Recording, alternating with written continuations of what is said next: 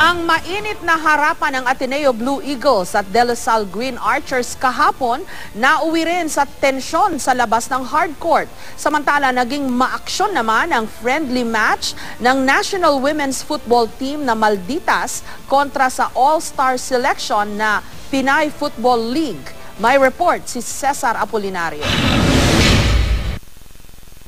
Taunang inaabangan sa UAAP ang dekada ng rivalry sa men's basketball ng De La Salle Green Archers at Ateneo Blue Eagles.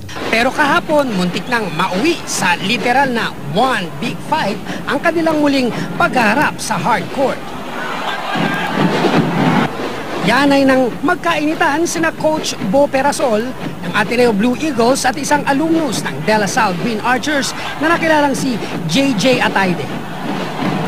After the alma mater song of both teams, we were on the way out to the dugout when two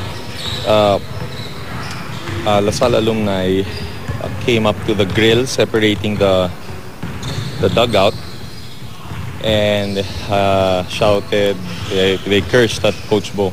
Nakita raw ni Ateneo Assistant Coach Sandy Arespa-Cuchaga kung paano sinagot ni Coach Bo ang La Salle alumnus.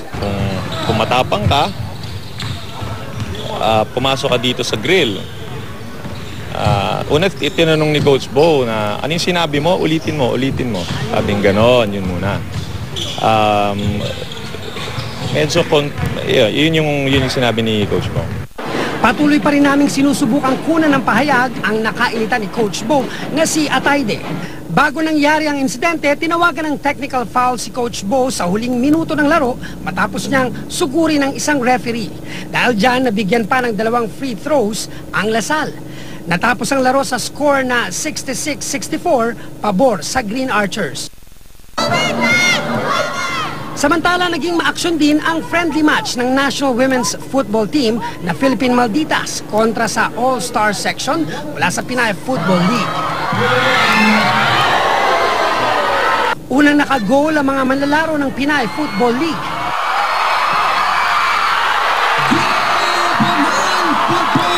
Pero pagdating ng second half, nagising na ang opensa ng national team.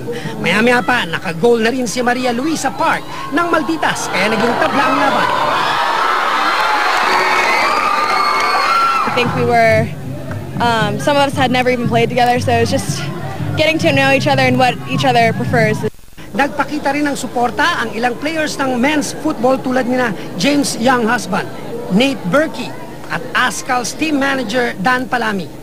Kasalukuyang naghahanda ang Malditas para sa ASEAN Football Federation Women's Championship sa Setyembre at sa SEA Games sa Disyembre na gaganapin naman sa Myanmar. Cesar Apolinario, GMA News.